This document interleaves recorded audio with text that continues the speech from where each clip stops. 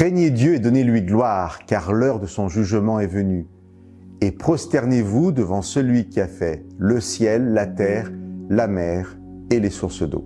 Au chapitre 14 du livre de l'Apocalypse, voici ce que proclame d'une voix forte l'ange de Dieu.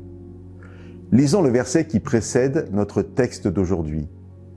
Je vis un autre ange qui volait au milieu du ciel. Il avait une bonne nouvelle éternelle à annoncer aux habitants de la terre, à toute nation, tribu, langue, peuple. Il disait d'une voix forte. La compréhension par notre Église de ce passage de l'Apocalypse participe grandement au fondement de ce que nous croyons être notre mission à la fin des temps. Le disciple est celui qui aujourd'hui porte cette parole d'une voix forte.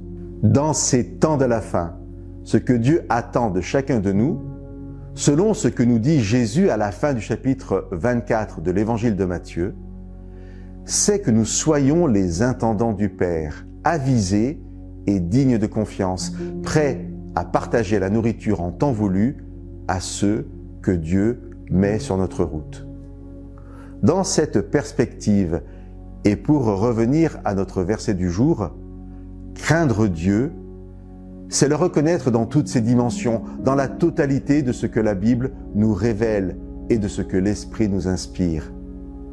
Et lui donner gloire, c'est vivre dans notre quotidien, dans nos vies personnelles, la réalité magnifique de cette reconnaissance.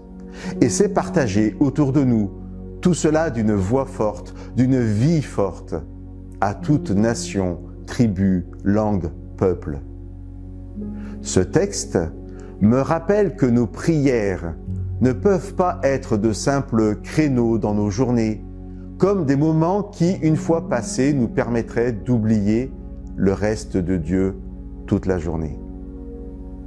Nos journées entières sont des journées de marche avec Dieu et de proclamation de sa bonté. Cela ne se vit que dans la prière, la relation continuelle avec notre Père. Ce sont ces prières qui nous rendront sensibles à la présence de l'Esprit et qui nous donneront le plein discernement dans le ministère de proclamation que Dieu veut vivre avec nous en ces temps de la fin.